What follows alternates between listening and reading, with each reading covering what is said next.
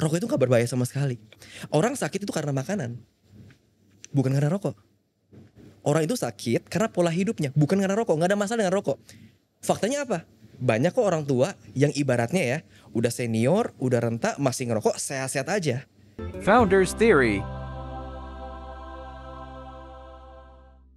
Hai folks, hari ini kedatangan Bro Willy Tan. Bro Willy, Ya. ahlinya public speaking, ngajarin MasterChef, Miss Indonesia,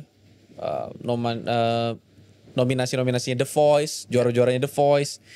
Menarik, pemimpin-pemimpin, pebisnis-pebisnis. Bro ajarin public speaking. Berarti cari cewek itu gampang ya? Kenapa bisa berpikir seperti itu? Karena kan biasanya kalau mau nyari cewek, pertama jago basket. Oke. Ya kan biasanya begitu. 2 jago gitar. Zaman-zaman sekolah ya kan. Iya, iya. 3 anak orang kaya. Oke. 4 jago ngomong. Oke. Nah, jurusnya Dilan kan yang kesini kan 4 kan. Nah, jadi kebayang gue tuh waktu kecil apa? Maksudnya dulu ketua OSIS. Oh no. Jadi aku itu justru dari 4 kriteria tadi bukan anak basket juga ya. Bukan orang kaya juga bro ya. Dan Masa sih? Serius. Jadi jujur ya, aku itu pertama kali pacaran SMP. Dan menikah ini ibaratnya first love-nya aku yang benar-benar first love. Karena dulu kan cinta monyet. SMP itu nggak dihitung lah. Maksudnya mantan itu monyet gitu? Bukan. Oh gitu. Maksudnya kayak ya udah cuman seminggu dan habis itu kita nggak kemana-mana anyway. Vanessa ini ya, yang istri Vanessa, ya? ya istriku. Pacaran kapan tuh? Itu 2018 dan by the way sebelum dapat Vanessa pun aku 3 kali di ghosting sama orang. Dan so makanya gak relate nih public speaking dengan apa namanya cara. Tapi dari dulu udah nguasain public speaking? Atau justru memang dulu belum nguasain public speaking? Dari umur 17 udah berlatih sih. Umur 17 tahun ya. Berlatih awalnya di mana? Presentasi awalnya aku di multi level kan. Oh, Ya. menarik. Aku di multi level dan kata leadersnya kalau kamu pengen besar kamu harus vokal. Dan karena aku pengen besar ya udah akhirnya aku dijorokin lah. Kamu harus presentasi A, presentasi B, kamu ketemu orang ini, kamu ini. Dan karena dari situ juga akhirnya kerjaan ngikut gitu. Jadi sales manager, pitching, tender dan lain-lain. Jadi semuanya jadi connecting the dots dari situ. Menarik. Aku beberapa kali ketemu Willy di offline event. Ya. Dan depan kamera, belakang kamera, emang orangnya begini. Ramah, supel, menyenangkan. Thank you. Biasanya orang kadang-kadang depan kamera dia harus jadi benar-benar seseorang yang jago public speaking, jago ini. Tapi pas kamera mati, ya udah, Oh, ya kan. Nah tapi yang aku suka dari Willy adalah memang hatinya mungkin selain hasilin duit dari public speaking, tapi juga bermakna buat orangnya. puji Tuhan, amin. Nah pertanyaanku adalah gini, Ya. kita masuk ke hal yang paling sensitif yang bisa terpikirkan terkait public speaking. Ya. Ini kan kita founders theory. Ya. Orang tuh suka hanya berpikir bisnis adalah bisnis saat kita membuat CV, PT, badan usaha dan badan hukum. Ya. Tapi di Indonesia ada satu jenis badan yang jauh lebih banyak menghasilkan uang dengan margin yang luar biasa, dengan effort yang sangat minimal, brand loyalty-nya super tinggi. Badannya adalah perkumpulan atau yayasan. Ya. Dalam beberapa agama namanya gereja, dalam beberapa agama namanya wihara, dalam beberapa agama namanya masjid. Tapi konteks yang saya perhatikan secara serius dan kita lihat beberapa waktu terakhir ini viral di mana-mana adalah bagaimana seorang pemimpin atau tokoh agama, yang ini kita nggak sebut namanya dan nggak usah sebut tempatnya, tapi di mana pemimpin ini punya keahlian public speaking dan dia mempergunakan itu untuk mencari uang yang sangat banyak dengan menjual nama Tuhan, menjual agama, dan harus diakui kemampuan public speakingnya luar biasa. Ya. Menurut bro, apakah atau seberbahaya apa orang dengan kemampuan public speaking itu bisa menimbulkan kerugian buat orang? Ini pertanyaannya bro ya. Wow. Oke. Seberbahaya apa tadi ya? Public speaking di tangan orang yang salah. Bahaya banget. Bahaya banget. Gitu. Let's say sebuah kata-kata, sebuah kalimat yang diucapkan terus-menerus, oke, meskipun itu fiktif atau bohong, akan terdengar sebuah kebenaran loh. Kalau terus digaungkan. Kalau terus diceritakan. Dan tau gak ya faktanya bahwa rokok itu nggak buat orang cepat mati. Rokok itu nggak buat orang cepat ibaratnya masuk rumah sakit, atau rokok itu nggak berbahaya sebenarnya. Tau nggak bro? Serius. Rokok itu nggak berbahaya sama sekali. Orang sakit itu karena makanan, bukan karena rokok. Orang itu sakit karena pola hidupnya, bukan karena rokok. Nggak ada masalah dengan rokok. Faktanya apa? Banyak kok orang tua yang ibaratnya ya udah senior, udah renta, masih ngerokok, sehat-sehat aja. Ini sebuah permainan kata-kata. Actually ya rokok berbahaya. Tapi karena saya menyampaikan dengan seperti itu, terkesan kayak oh bener juga ya. Seketika tadi mereka percaya ya. Oh ini penonton. Seketika bisa jadi percaya. Iya jangan-jangan bener loh. Iya.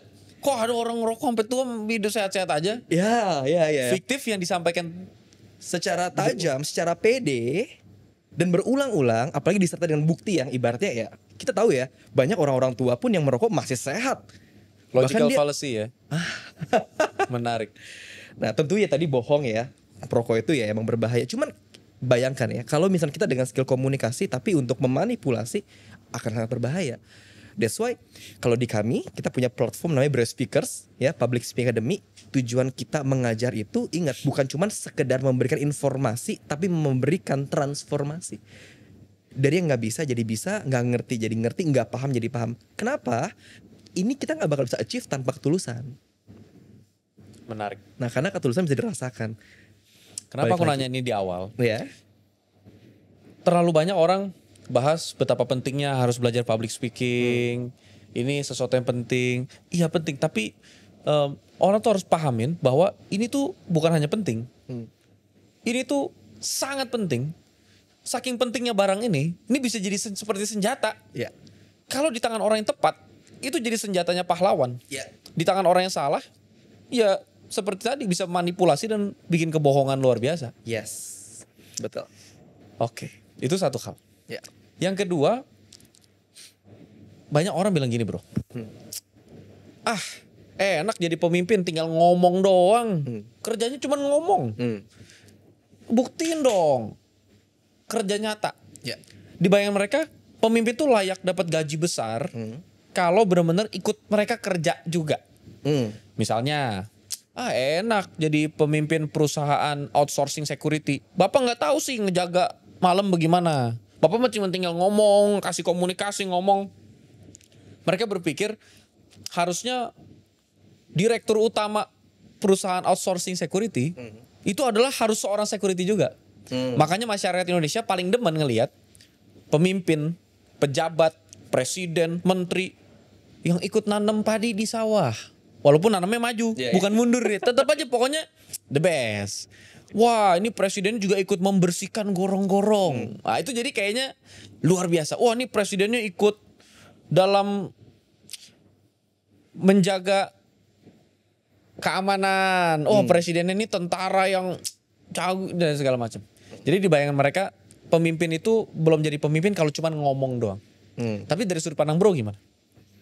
Oke, aku pernah belajar tentang 5 level leadership dari John C. Maxwell. Yang pertama position, yang kedua adalah permission, yang ketiga production, yang keempat people development, yang kelima pinnacle. Jadi kalau levelnya position itu adalah level paling rendah. Karena orang masuk ke tempat kerja dia nggak bisa pilih pemimpinnya siapa. Tiba-tiba jeng-jeng ketemunya sama dia, ketemunya sama yang oke, sama yang asik atau sama yang nggak asik. Tapi dia akan bekerja hanya karena posisi, bukan karena emang dasar hatinya pengen bekerja. Nah kita masuk lagi ke level yang kedua, namanya permission. Berarti ada izin, ada hubungan. Nah bedanya posisi sama permission tuh ada hubungan permission itu. Berarti kita nggak cuma bahas kerjaan, tapi kita bahas soal hidup. Love and care. Tanya bagaimana tentang keluarganya, ada kesulitan apa enggak. Itu leadership yang kedua ya, yaitu permission. Dan yang ketiga, kalau kita pengen diakui bahwa kita benar-benar jadi pemimpin, ada productionnya apa enggak, bisa berproduksi apa enggak. Karena orang akan senang kalau dipimpin sama winning team. Leadersnya itu bukan cuma bisa nyuruh, tapi dia pun bisa berproduksi. Sehingga ada muncul kata-kata yang katakanlah ini inspirasinya aku. Karena bukan cuma nyuruh, tapi dia melakukan. Dia walk the talk. Itu production. Nah tapi ada lagi level keempat nih, namanya people development. Maksudnya adalah dia memuridkan atau dia mencetak leader-leader yang sama seperti dia quality-nya. Sehingga nanti akan banyak sekali orang-orang yang kerjasama bahu-membahu dan performance-nya lebih bagus daripada dia. Itu people development. Dan yang terakhir adalah pinnacle. Jadi banyak orang yang gak menganggap bahwa kamu tuh benar-benar bisa mimpin apa enggak. Kamu tuh true leaders atau enggak. Itu balik lagi. Apakah kita masih di level position, permission, production, people development, atau bahkan pinnacle. Contoh lagi bro, dulu waktu misalnya ya, kita lagi olahraga, disuruh guru dong, ya, tolong dong kamu push up. Ya aku melakukan, kenapa? Karena dia guruku. Kalau aku nggak ngelakuin ya nggak bisa. Kita ngerti bahwa kita levelnya murid dan dia guru dan kita perlu ikut aturan guru. Oke, tiba-tiba ada teman baikku ngajak gini, Will, kita main basket yuk. Oh main basket, ikut apa enggak? Karena teman baik aku ikut. Tapi kalau guru yang ngajakin aku tiba-tiba main basket, Will, ngapain? Itu permission. Ada hubungan. Oke? Nah yang kedua adalah production. Tiba-tiba teman baikku bilang gini, Will, ada kompetisi basket. Ikut apa enggak?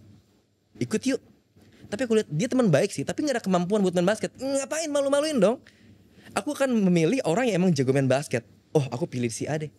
Itu production. Enggak deh kayaknya kalau main basket, kalau cuman sekedar fun oke. Tapi kalau emang kompetisi, aku lebih milih sama dia. Karena dia pasti bisa, udah jago, pasti bisa ngajar. Dan aku pengen jadi dia juga. Gitu. Nah itu adalah level-levelnya sih. Ibaratnya kayak simpelnya kayak pemainan sepak bola atau basket. Mengupas hal yang sangat rumit dan panjang dengan cara yang sederhana. Ciri khas Wilitan banget tuh. Thank you. Konten-konten bro sekarang jadi jenis konten favorit yang mulai banyak ditiru orang loh. Konten before after ya. Ya. Kita sebutnya konten before after. Ya. Konten komparasi. POV. Ya. Menarik. Jadi, gimana caranya dari position kita sebagai founders, leader, CEO mau bangun hubungan kalau komunikasi kita nggak ngerti. Ya. Dan kadang-kadang komunikasi malah aku sering dengar lebih banyak menggunakan kuping daripada menggunakan mulut. Katanya komunikasi atau komunikator yang terbaik itu yang lebih banyak mendengar daripada yang berbicara. Ya. Apa maksudnya? Oke, jadi perlu dimengerti bahwa salah satu faktor terpenting dalam komunikasi bukan kefasihan berkata-kata, tapi active listening. Kefasihan atau kepandaian dalam mendengar. Karena zaman sekarang banyak orang mendengar untuk menjawab, bukan mendengar untuk paham. That's why ketika lagi meeting, entah dimanapun, organisasi apapun, institusi apapun, kita nggak bicara merek atau apapun itu, kok lama banget, kok alot banget, 2 jam nggak ketemu-temu solusinya, 3 jam, bahkan meetingnya diundur ke besok hari, ke bulan depan, dan berkutat di masalah yang sama. Karena mungkin saja ya, banyak orang cenderung ingin mempertahankan argumentasinya, bukan mau mendengarkan. Menarik. Nah siapa tahu kalau kita mendengar, kita jauh lebih paham. Dan kalau lebih paham, siapa tahu emang saran dia jauh lebih baik dibandingkan kita. Menarik. Nah itu esensi daripada komunikasi. Banyak orang ngomongnya muter-muter, atau bahkan ketika orang ditanya sesuatu, dia jawabnya cuman ibaratnya A sampai Z. Padahal orang gak butuh itu. Ekspektasinya cuma jawab A sampai B. Contohnya, Will, kenapa sih kamu bisa kenal Vanessa? Oke, jadi ceritanya waktu aku kelas 5 SD ya, terlalu lama gitu. So kita perlu yang namanya kalibrasi ekspektasi. Kamu tuh maunya aku jawab apa sih? Kalibrasi ekspektasi. Wih. Kita dengerin Menarik. dulu. Semakin kita dengar, semakin kita selami, maka jawaban kita akan lebih tajam dan to the point. Dan akhirnya gak muter-muter. Itu yang pertama ya. Jadi active listening itu paling penting dalam komunikasi. Menarik. Jadi dengan begitu sebenarnya jadi seorang founders, leaders, pemimpin itu benar-benar sekolah kehidupan tuh ya. Ya. Karena untuk jadi active listener berarti butuh humble. Ya, empati. Iya. Gimana kalau dianya arogan? Nggak mungkin. Jadi jangan-jangan musuh terbesarnya komunikasi bukannya gagap, gugup, Ya. tapi jangan-jangan kesombongan. Yes. Mungkin ya. Bisa jadi. Nggak tahu sih, ini kan cuman saya bukan ahli Oke. public speaking. Cuman kalau yang bro lihat, kalau orang-orang yang sangat di atas dan arogan, Ya. apa mempengaruhi kemampuan komunikasi interpersonalnya? Oke, aku percaya bahwa hati atau perasaan itu adalah inti kehidupan seorang. Oke? Dan dengan mulut kita bisa ada dua opsi, bisa membangkitkan semangat orang, bisa meredupkan semangat orang juga. Satu peluru hanya bisa melubangi satu kepala. Tapi satu kata-kata kita bisa melubangi jutaan kepala. So kalau kita nggak bisa masuk dalam kehidupan dia, kita nggak bisa buat dia nyaman. Ada quotes yang berkata demikian. Kalau kesan yang kamu bangun adalah kesan yang buruk, maka pesan sebaik apapun gak mungkin bisa disampaikan. Tapi kalau kesan yang kamu bangun adalah kesan yang baik, maka pesan sesulit apapun mudah disampaikan. So berbicara mengenai impression, kesannya seperti apa? Pengen dengerin gak? Berempati apa enggak? Peduli enggak? Love and care apa enggak sama orang? Itu kunci leadership menurut aku. Grace, ini produser kita namanya Grace nih ya. Grace ini enak nih kalau dapat narsum cerdas kayak begini ya. Hooknya gampang motongnya ya. Iya bener. Jadi dia udah bisa menggoreng. Let him cook aja udah. Emang kalau konten kreator, public speaking udah paling enak. Kita gak usah ngapa-ngapain ini. Aduh, thank you. Ya andai kata ya. Leader-leader itu ngerti cara berkomunikasi seperti yang bro lakukan. Iya. Sebenarnya jangan-jangan 50% masalah di perusahaan dia selesai. Ya. Jangan-jangan.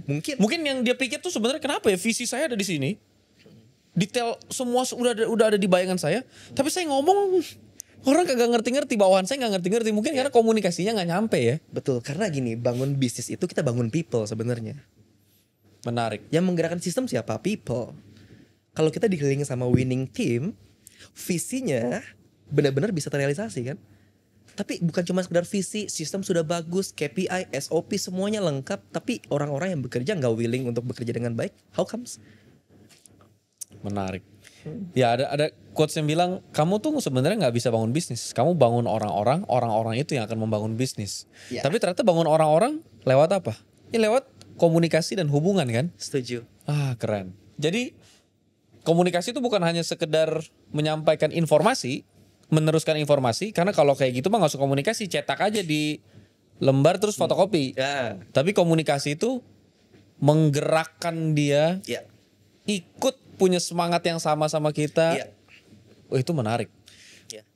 Gimana jadi seorang leader, founder, CEO yang active listener? Oke.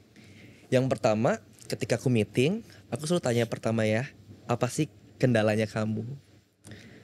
Kamu ini lagi ada problem apa? Kamu ini lagi menghadapi masalah apa? Kenapa ini nggak selesai? Aku lebih baik mendengar, tapi dengan cara menggali. Itu namanya questioning skill. Nah, kemampuan bertanya gitu. Karena banyak orang ketemu sama atasan, dia nggak mau sampaikan apapun. Dia malu, dia takut, atau dia ibaratnya ya udahlah nggak perlu disampaikan. Tapi dengan cara kita pendekatan seperti ini kita ngerti nih kekurangannya apa sih, kesalahannya apa yang menyebabkan dia seperti itu, sehingga kita sebagai leaders bukan cuma nyuruh, tapi harapannya bisa bantu dari masalahnya dia ini di mana. Dan kalaupun kita banyak ngobrol sama dia, bisa aja posisi dia sebenarnya nggak suitable. Oh. Emang dia maksa banget, emang bukan potensinya atau bukan talentnya di situ. Nah karena kita banyak ngobrol, kita bisa arahkan kepada talentanya dia jadinya. Gitu. Di perusahaan banyak yang kita rotasi juga. Misalnya dari admin jadi sales, sebaliknya dari sales jadi admin juga ada. Gitu. Jadi dengan cara ngomong kita lebih ngerti, lebih tajam juga sama kemampuan atau strength point dari tim kita ini di mana, dan kita sebagai leaders harus bisa nempatin puzzle-nya itu di tempat yang tepat gitu. Sehingga nanti membentuk big picture yang utuh. Gitu. Menarik. Ya. PR pemimpin tuh berarti kan kalau secara komunikasi ini ada dua. Satu, dia sendiri ngebangun hubungan dan berkomunikasi. Tapi people development tuh hal yang berbeda lagi. Ya. Mungkin seseorang bisa jadi komunikator yang bagus seperti Bro Willy, tapi belum tentu bisa melatih orang lain punya komunikasi sebagus dia seperti yang Bro Willy lakuin. Artinya seorang leader bisa aja dia ke tier 1 ring satunya dia komunikasinya bagus, Ya. tapi kok komunikasi ke bawahnya dari ring 1 ke bawah kok nggak nyampe ya. Nah kalau kayak gitu kondisinya, berarti lebih butuh apa yang digali dari sisi leader ini. Dia komunikasinya bagus, Ya. clear, tapi dia ngomong ke ring 1 terus ring 1-nya nggak ngerti. Apakah lebih baik, udah hire coach, public speaking coach buat latih ring satu saya, atau dia yang belajar untuk jadi coach dari coach public speaking buat ngajarin timnya? Mana yang lebih ideal? Yang lebih ideal ya. Kalau menurutku setiap orang itu punya strength point sama weakness-nya. Gitu. Jadi kalau saran dari aku, pertajam atau fokus daripada strength point-nya aja. Karena nggak semua orang emang bisa mengajar. Karena talenta kan balik lagi ya. Ada talentanya di mana, talentnya di mana. Nah itu balik lagi. Karena tugas seorang leaders itu yang paling penting adalah jangan sampai kita sibuk di administrasi tapi nggak berpikir ke visi. Kalau tuh emang kita nggak bisa yang namanya equip tim kita bisa panggil coaching profesional untuk bantu selesaikan masalah ini. Dan akhirnya leader ini punya banyak waktu untuk berpikir ke arah depan. Target ke depan bagaimana, apa yang pengen dieksekusi, apa yang pengen direncanakan, itu lebih clear dan lebih efisien menurut aku pribadi. Menarik. Dibandingkan dia maksa kelemahan dia untuk bisa mengajar, untuk bisa melakukan segala hal. Menarik. Gitu. Kita sekarang mau bongkar sedikit pertanyaan atau mitos komunikasi. Ya. Ada yang bilang kalau jadi leader tuh lebih bagus seperti es krim. Dingin. Ngomong jangan banyak-banyak katanya. Supaya sekali ngomong kamu dihargain. Kalau kamu kebanyakan ngomong nanti kamu nggak dihargain kalau ngomong. Kamu ngomong dikit aja. Jadi sekali ngomong orang hargain kamu. Apakah itu betul atau kurang tepat? Nggak bisa dibilang benar juga sih. Nggak bisa dibilang benar. Kenapa?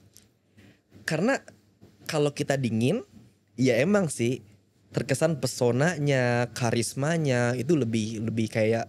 Tapi kita nggak mau buat hubungan yang jauh, ada jarak dong antara kita sama tim.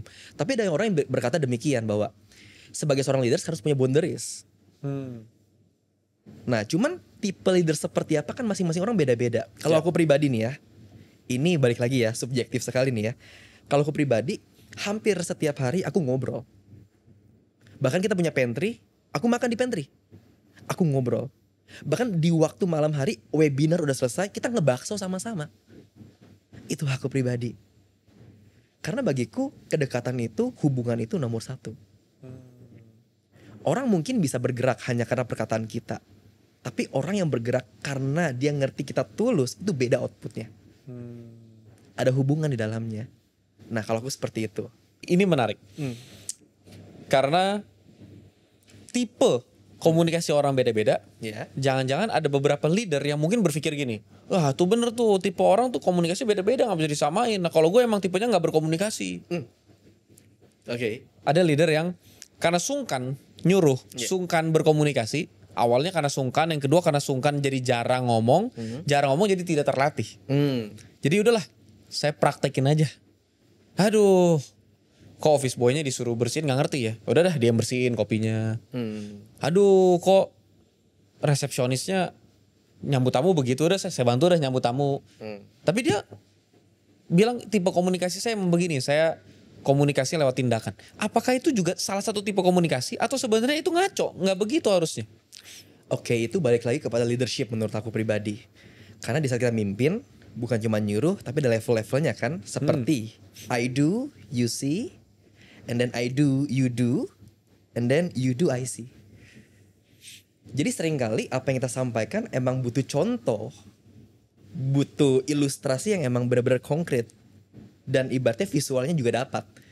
Gitu, that's why kalau pemimpin itu ibaratnya nyuruh sekali nggak dapat, kita turun untuk mencontoh. Sehingga nanti dia bisa melihat kesalahannya apa, bagaimana caranya, dan akhirnya kita bisa lepas. Menarik. Gitu. Jadi komunikasi itu emang luas sekali. Dan saya rasa aspek visual sangat penting juga dalam komunikasi. It means ada gerakan tangannya, mencontoh, memberikan sebuah ilustrasi, jalan sama-sama, itu penting sekali. Gitu. Apa yang bisa kita expect orang bisa mengerti maksudnya kita 100%? Apa yang bisa kita expect? Nggak bisa. Dengan cara apa? Dengan cara waktu kan? Apakah dengan cara penyampaian aku seperti ini efektif apa enggak, itu diuji dengan waktu. Tapi seandainya emang ternyata outcomes-nya kok nggak dapat sesuai dengan ekspektasinya aku nih, berarti yang salah apa? Mungkin kita kurang mencontoh. Nah karena true leaders itu lead by the example, dengan contoh. Menarik. Tapi peran yang tadi you do I see yang di terakhir itu tahap ketiga itu hanya berlaku kalau dia juga delegasiin itu mulai delegasiin itu ke timnya, nggak cuman dia yang jalanin terus ya. Betul. Itulah butuh komunikasi. Iya. Menarik. Bro, kalau bro sekarang ngelihat tipe komunikasi pemimpin-pemimpin Indonesia. Hal positif apa dari cara komunikasi Pak Jokowi yang bro lihat? Wow. Hal positif apa dari cara berkomunikasi Pak Jokowi yang bro lihat? Saya yakin bro sangat sering sekali pasti melihat Pak Jokowi berkomunikasi dan bro adalah seorang public speaking coach. Ya. Cara berkomunikasi seperti apa yang positif yang bro bisa jadiin kita pelajaran dari Pak Jokowi dulu. Oke, Pak Jokowi. Cara berkomunikasi beliau itu, dia itu tegas menurut saya pribadi. Ya, dia hitam-hitam, putih-putih. Salah-salah, benar-benar. Sehingga setiap kata demi katanya itu nggak ada ambigu. Menurut saya seperti itu. Meskipun di luar dari apa yang namanya, orang-orang banyak yang bilang kok ibaratnya intonasinya nggak bermain ya, kok Oke, datar, makanya menarik nih. ya. Oke, tapi yang perlu kita pahamin emang yang namanya lingkup formal itu berbeda dengan semi formal dan informal. Kalau formal kita cuma pakai nada do re mi, that's it. Oh gitu ya? Formal. Contoh ya. Terima kasih para hadirin telah hadir di ruangan ini. Senang sekali rasanya boleh menyambut setiap dari kita yang telah meluangkan waktu terbaiknya di tempat ini. Itu formal. Intonasinya do re mi. Do re mi, pakai microfonis. Coba bro, kita belajar sama-sama bro ya. Anggap bro lagi angkat berat, angkat Oke. beban, taruh dan hembuskan nafas kayak gini. Haduh, coba. Ada. Itu suara microfonis. Oke. Haduh. Selamat pagi semuanya. Nih, that's it. Itu untuk formal ya? Formal. Kenapa begitu ya? Biar lebih profesional ya? Wibawa, authority, semuanya bermain di nada. Oh menarik. Jadi kalau dia terlalu seperti ekspresif, ceria itu malah tidak diharapkan untuk menimbulkan wibawa malah ya? Iya. Itu memang friendly tapi jadi tidak terlalu berwibawa gitu ya? Betul, bias nanti. Oh menarik. Kalau semi formal, do re mi fa sol. Kalau informal itu ngaco, do sampai do tinggi lagi. Oh menarik. Yang penting seru, suasananya terbawa, that's all. Menarik. Anies Baswedan, Ya. saya pribadi ngelihat sangat banyak hal positif dari cara berkomunikasinya. Agree? Setuju. Dari sudut pandang bro, kalau bro analisa Mas Anies Baswedan, Ya. seperti apa sih yang bisa kita pelajarin? Oke, Mas Anies itu komunikator yang handal. Oke, dia sangat amat bisa ya, ibaratnya gaya komunikasinya, gaya berbicara itu bagus sekali, dan dia bisa memberikan sebuah ilustrasi, menyampaikan setiap kalimat yang rumit jadi sederhana, itu dia bisa sekali. Dan juga aku suka dengan pengemasan kata-kata retorikanya juga ya. Ada bahasa-bahasa yang ibaratnya politik, bahasa intelektual yang dia padankan sehingga wow, kesan profesionalismenya dapat sekali. Nah, menurutku pribadi Pak Anies Baswedan itu komunikator handal. Yes, menarik. Presiden kita sekarang Pak Prabowo Subianto. Ya.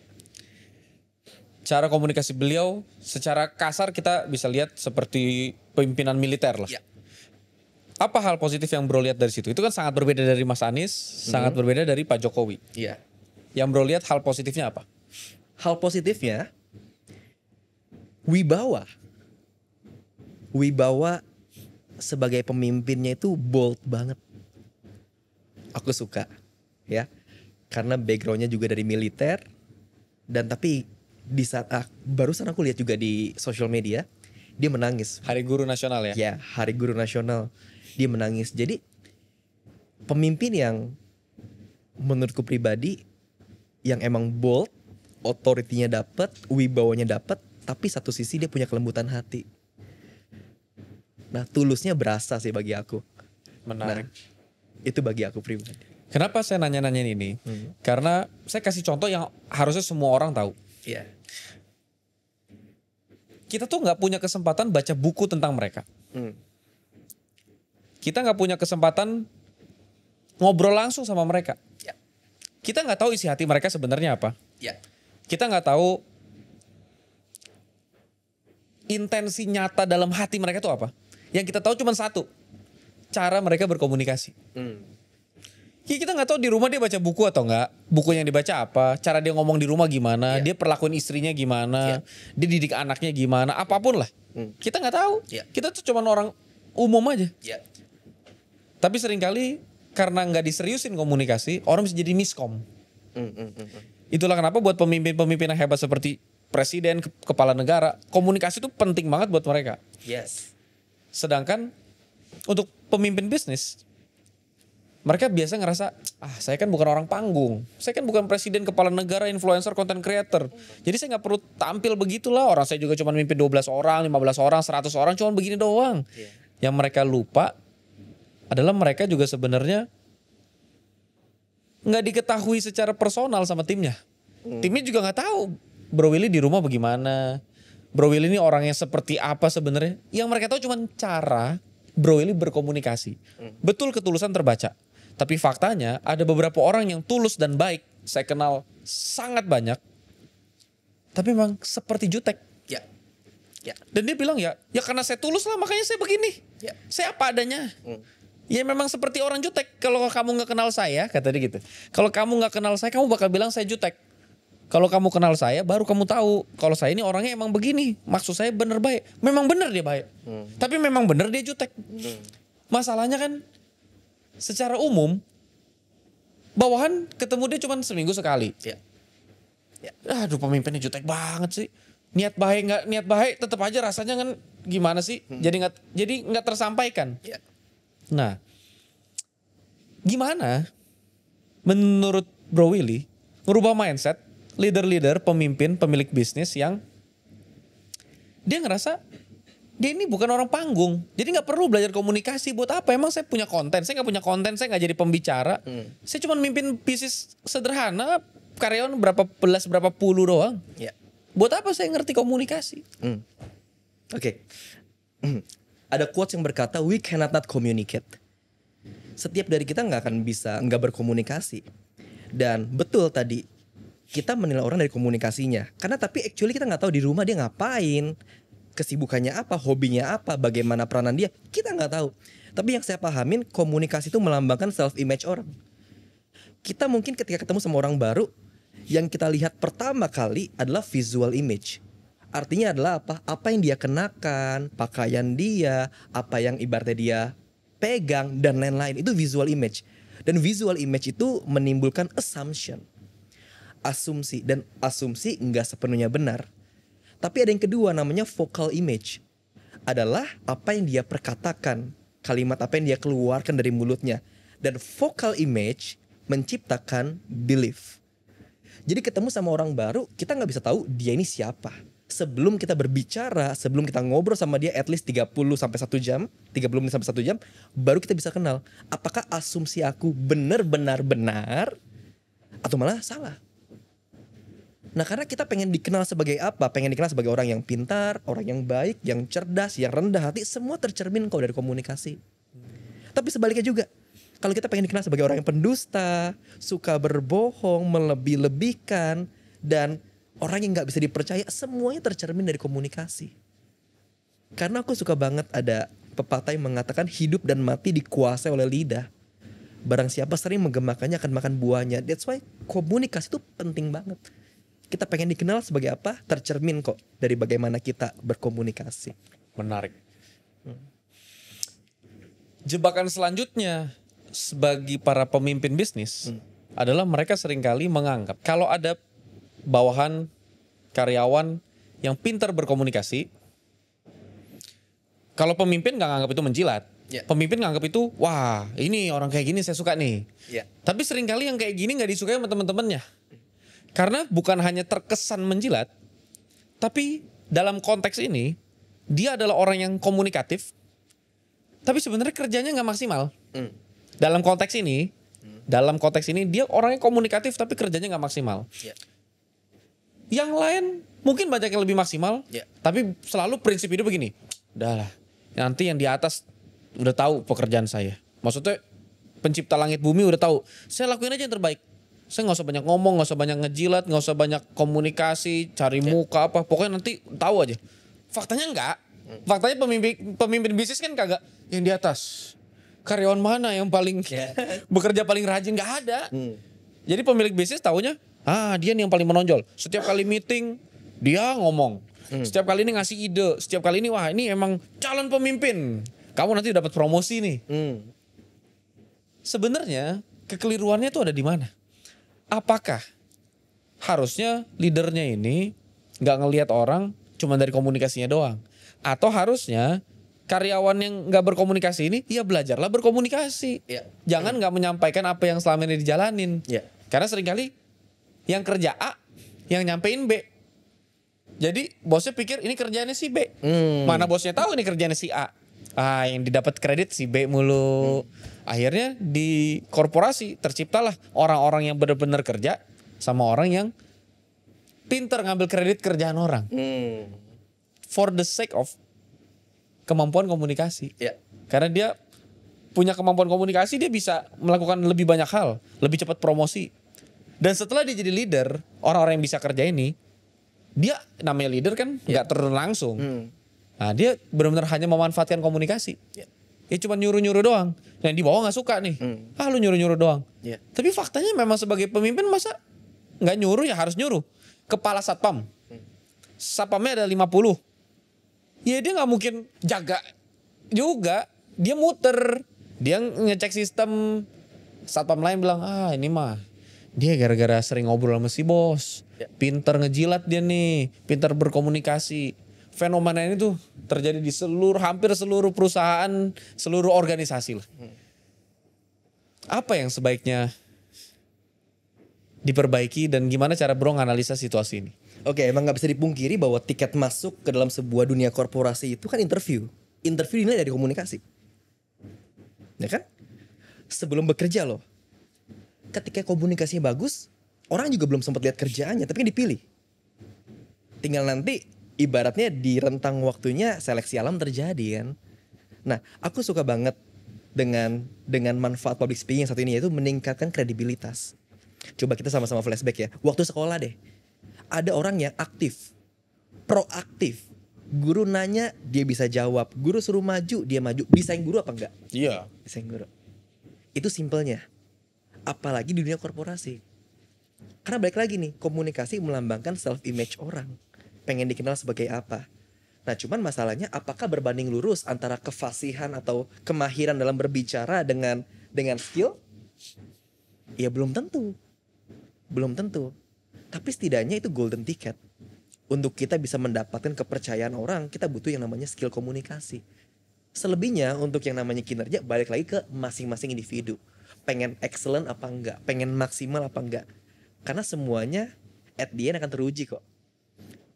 Menarik. Ini jawaban yang sangat realistis dan faktual nih. Jadi sayang sekali kalau teman-teman di sini melewatkan kesempatan, entah kita sebagai CEO atau sebagai direksi atau manajer, supervisor, kita berpikir tenanglah selama saya lakukan yang terbaik, nanti dia juga tahu. Tidak, dia tidak akan tahu. Dia akan tahu kalau kita kasih dia tahu.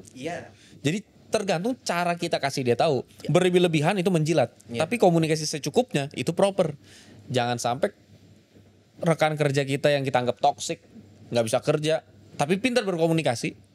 Lawannya dia itu bukannya udah ntar keadilan dari yang di atas. Enggak, lawannya dia adalah kita berkomunikasi juga. Supaya pimpinan ngelihat nih dua-duanya sama-sama berkomunikasi. Oh, yang ini bener yang bisa kerja. Yang ini enggak. Jadi ada pembanding kan. Jadi berarti komunikasi itu untuk semua orang. Bukan hanya untuk pimpinan doang. Semua orang. Karena gimana caranya semua orang satu hari akan jadi pemimpin juga. Masa mau kerja di situ-situ doang. Dan nanti ada generasi muda yang masuk lagi. Kita lama-lama jadi senior. Gimana pun namanya udah senior, udah berpengalaman, pasti diharapkan dari perusahaan dia pengennya jadi pemimpin. Perusahaan juga mau. Tapi perusahaan biasa kan ngelihat gimana mau jadi pemimpin. Ngomongnya dia susah. Malu-malu, sungkan, ini dan segala macam. Tapi ada mitos bilang beberapa orang memang tidak terlahir untuk berkomunikasi.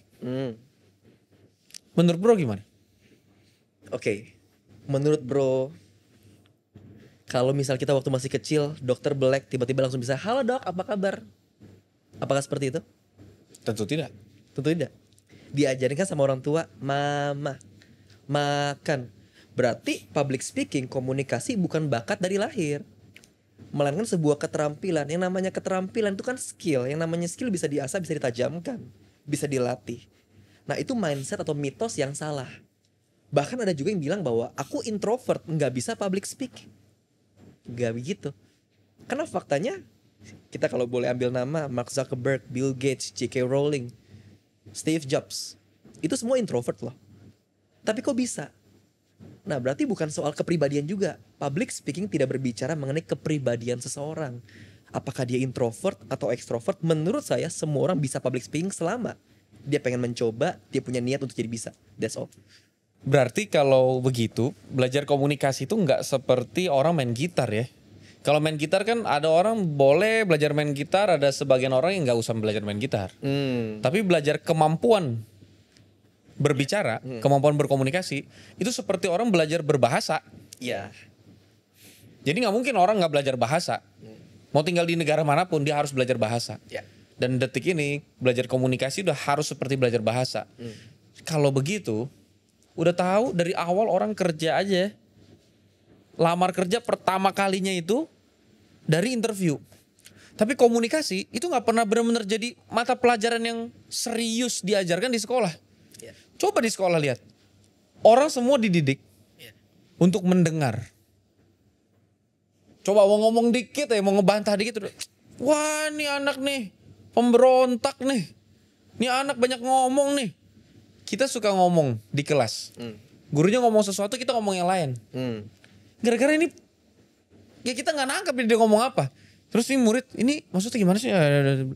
Ya malah ngomong sendiri katanya. Jadi sebenarnya orang Indonesia tuh punya banyak kemampuan komunikasi seharusnya. Ya. Ya karena faktanya di kelas aja banyak yang bisa ngomong sendiri. Cuman hanya tidak terarah dan tidak teratur. Iya. Kita sibuk dilatih tentang cara, bukan yang nggak penting, tapi kita kan dari dulu ngafalin kan jenis-jenis gempa, jenis-jenis lempengan bumi. Apa itu bedanya Pithecanthropus erectus dan Pithecanthropus paleojavanicus? Kapan tanggal prasasti ini dengan kerajaan ini ditandatangani? Bukan yang nggak penting, itu bagus. Ya. Pengetahuan yang baik. Tapi pengetahuan komunikasi juga itu nggak kalah penting buat diajarin di sekolah. Tapi kalau kita ngomong mata pelajaran, apa? Mana ada, kita cuman dicemplungin. Ya. Dicemplungin tuh gini. Ya udah, nanti kalian bikin clipping. Nanti presentasiin. Nanti kalian bikin PPT, presentasiin. Di sekolah tuh betul kita melakukan banyak presentasi. Ya. Kita melakukan banyak public speaking. Tapi practice does not make perfect kan? Iya. Bad practice does not make perfect. Sering semua orang Indonesia juga di sekolah public speaking, dia latihan di depan kelas ngomong depan temennya. Ya gurunya di situ juga nggak benar-benar ngajarin public speaking. Gurunya juga nggak ngerti teorinya public speaking itu bagaimana, caranya komunikasi apa, nggak diajarin gerakan yang gimana atau intensitas lihatnya tuh harus gimana sih harusnya menggerakkan tubuh, ini artinya apa, ini bagaimana dan segala macam. Enggak, tapi giliran lulus kita disuruh interview kerja, ngelakuin sesuatu yang kita nggak pernah terlatih. Lebih konyolnya lagi, lebih parahnya lagi adalah kita terlatih public speaking dengan cara yang salah. Coba di sekolah kita lagi public speaking itu, kita hanya terlatih apa? Satu, baca apapun yang sudah ada di catatan PowerPoint. Lihat 80% anak Indonesia kalau lagi presentasi, apa yang muncul di layar itu dibaca. Ya. Hari ini teman-teman ibu saya hari ini mau mempresentasikan ini. Ya jadi yang pertama dibacain poin 1, poin 2.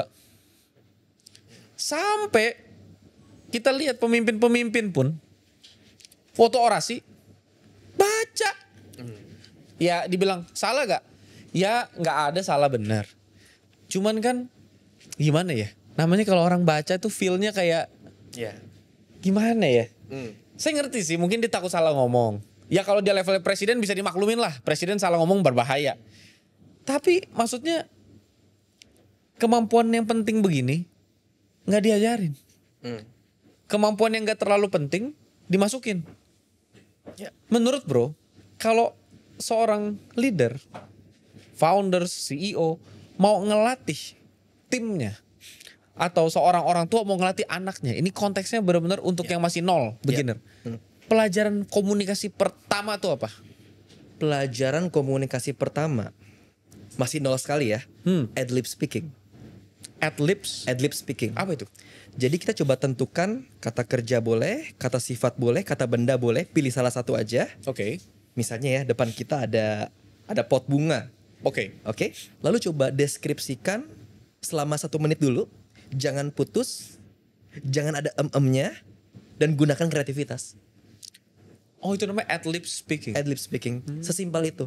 Kalau sudah bisa, mungkin tambahkan lagi di 3 menit, 5 menit, dan seterusnya. Kalau pengen lebih advance lagi, baca sebuah artikel, tuangkan. Dalam waktu 5 menit, 10 menit, apapun itu. Tapi sambil membaca atau enggak? Oh enggak, baca di awal, Heeh, tutup, tutup. apa yang kamu dapat, kamu tuangkan. Nah, coba lihat. Di sekolah, kita tuh dilatih untuk memorize, menghafal. Ya. Apapun yang nanti kita ngomongin adalah apa yang sudah kita hafalin. Kalau ada pidato, kamu bikin pidatonya, kamu hafalin pidatonya. Jadi yang terlatih bukan public speaking. Yang terlatih adalah hafalannya. Ya.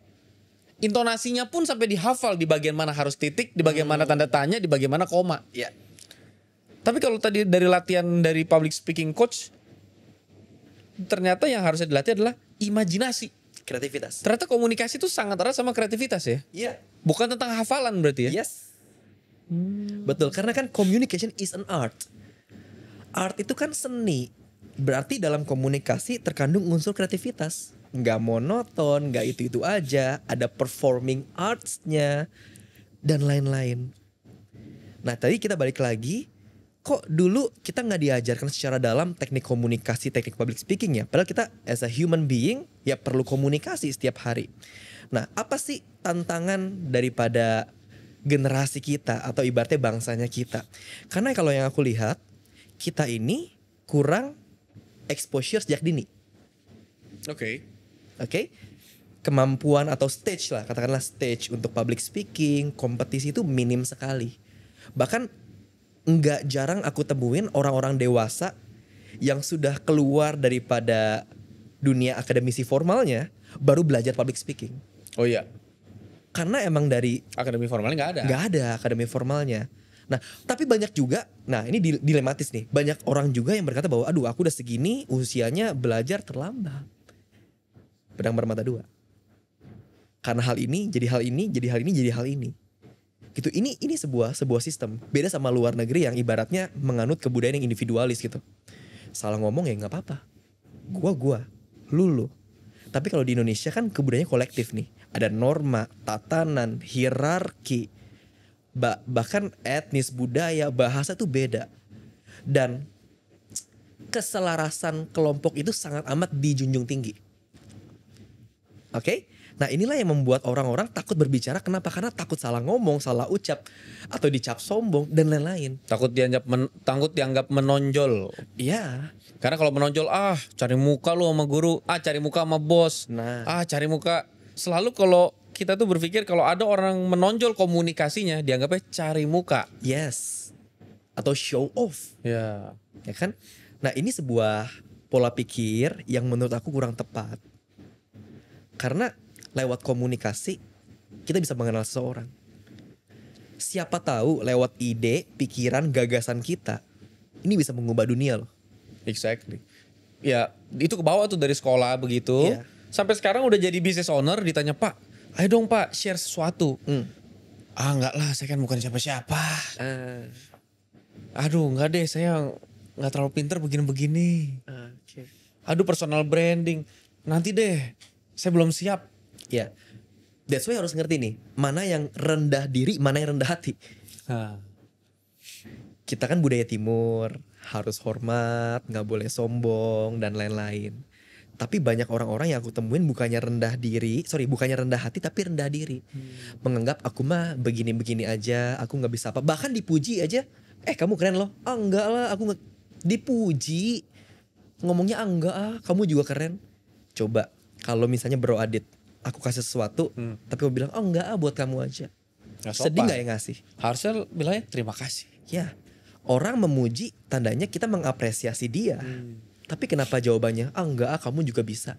Harusnya ngomongnya terima kasih. Beda loh, rendah hati sama rendah diri tuh totally different. Kalau rendah diri itu jadinya tuh kayak, kok gini sih, annoying gitu. Kan kamu dipuji. Menarik. Tapi kalau rendah hati kita humble. Menarik. Simpelnya senyum dan katakan terima kasih. That's it. Menarik. Ada 100 pebisnis. Ya. Ya, siapa Bapak Ibu di sini yang mau share sesuatu insight tentang bisnisnya supaya memberkati yang lain? Pada nggak mau angkat tangan kan? Tunggu ditunjuk. Aduh, Indonesia banget ya kan. Tunjuk. Ya, oke, kalau nggak ada ya saya tunjuk ya. Ya, Bapak ini sini. Maju loh. Mengucapkan salam dan segala macam. Ngomongnya panjang banget. Lu tadi kayak dia nggak mau ngomong. Sekali ngomong panjang lebar muter kemana. Dan bukannya insight yang di-share. Ya. Yang di-share ya show off-nya dia memang. Wah, jadinya saya ya selaku pejabat di bidang ini dalam organisasi ini berterima kasih yang pertama-tama kepada Tapi yang lain begini. Alah, gitu aja diceritain. Saya juga lebih sukses nggak cerita-cerita. Jadi dia sendiri nggak berani mencoba, giliran yang lain mencoba, dia kritisin. Ya, dikritisi. Dia sendiri nggak berani mencoba. Yang lain mencoba, ya begitu doang. Ya. Saya juga bisa begitu mah. Ayo, Bapak mau Pak? Ah enggak ada enggak. Kalau disuruh dia enggak. Ya. Tapi kalau yang lain lakuin, gitu doang katanya gitu. Saya nggak ngerti itu mentality apa namanya ya. Cuman yang pasti, kalau model-model begitu, komunikasi nggak jago, mindsetnya culun, selalu berusaha mengkerdilkan orang lain. Bukannya rendah hati malah rendah diri. Cara dia merubah semua ini itu pasti ada di dalam diri dia doang. Ya. Nah harapan saya tuh nggak mau ada bikin satu podcast yang cuman jadi hiburan entertainment. Saya pengen orang-orang yang nonton ini tuh bener-bener ya toh mereka nggak ada di sini juga kan. Mereka nggak bisa tampar saya kalau nggak setuju gitu ya. Ya setuju nggak setuju, seenggaknya kalimat ini udah masuk ke pikiran mereka. Ya. Kalaupun mereka nggak setuju, tapi siapa tahu satu hari mereka berpikir iya juga ya, kok saya gitu ya, kok saya begini ya. Jadi dia bisa memperbaiki diri. Ya. Kalau dia jadi pemimpin yang lebih baik, bukan berarti pemimpin yang lebih gampang memimpin. Berkomunikasi kan, waduh, tantangannya juga banyak. Ya. Ngomong bisa banyak salah ngomong. Ya. Ngomong kebanyakan, saya perhatiin banyak pemimpin yang baru belajar ngomong, jadi banyak janji. Pas dia ngomong dia sekalian ngejanjiin. Karena tujuan dia tuh hatinya baik. Cuman dia tuh belum terbiasa ngomong. Jadi dia kayaknya aduh nanti kalau saya cuma ngomong doang nanti orang gak terima ya. Sekalian dijanjiin nanti ya aduh doain kita segera naik gaji. Giliran dikasih orasi langsung janji naik gaji. Dia menganggap berharap nih anak di bawah dia nih semuanya jadi happy kalau denger dia ngomong. Jadi dia sekalian ngomong selalu memberikan sesuatu lagi. Nanti nih ya saya selaku pimpinan di sini ya berharap nanti kita ya pindah ke tempat yang lebih besar lah. Tapi itu kan malah jadi bikin orang punya ekspektasi kan. Ya itu memang gak gampang. Tapi seenggaknya mereka mencoba. Ya. Saya tuh sangat apresiasi orang yang walaupun salah, ngaco, tapi mencoba. Ya. Daripada yang gak mencoba terus nyala-nyalain orang.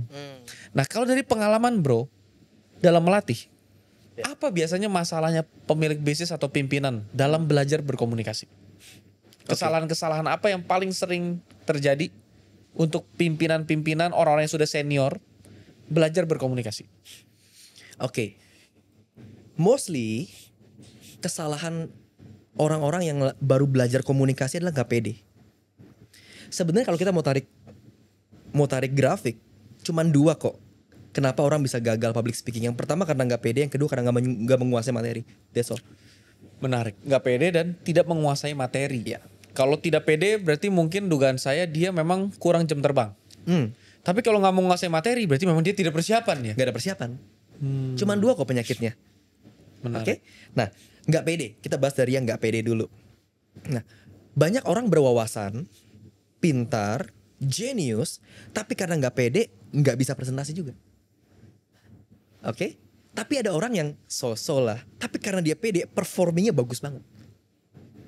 Jadi emang senjata utama kita sebagai komunikator atau speakers atau leaders adalah pede.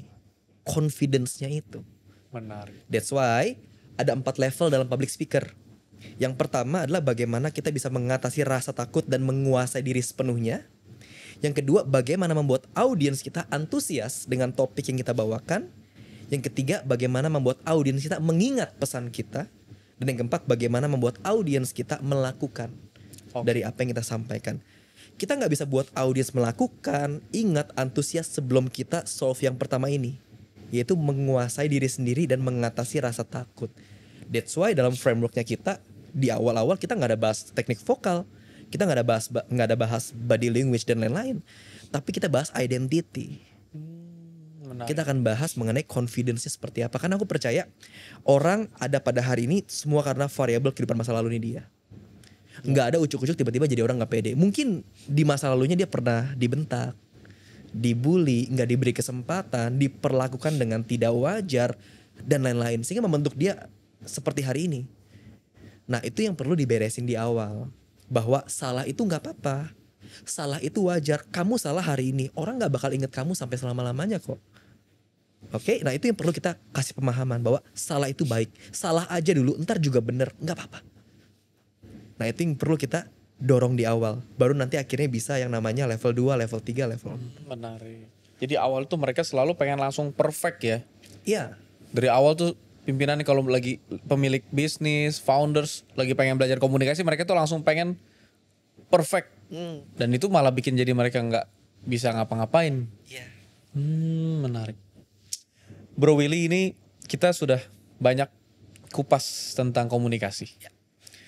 Saya sebelum memberikan kesempatan ke Bro Willy nanti kasih key takeaways, saya ngelihat komunikasi ini bisa bikin satu bangsa bunuh-bunuhan. Iya. Satu kata bisa jadi sangat sensitif. Iya. Pribumi, non pribumi. Orang dalam, orang luar.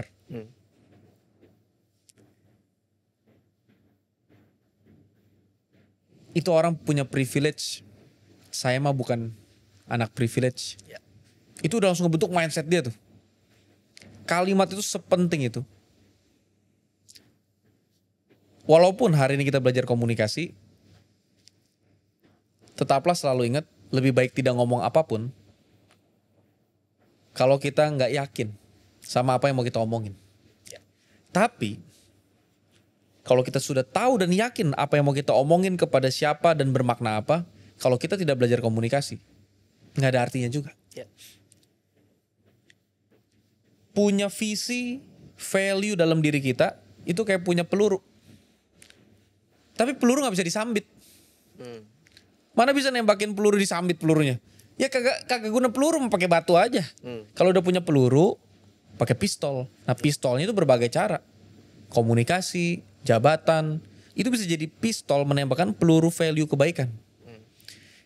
Percuma juga punya pistol kalau pelurunya nggak ada, value-nya nggak ada. Jadi omong kosong.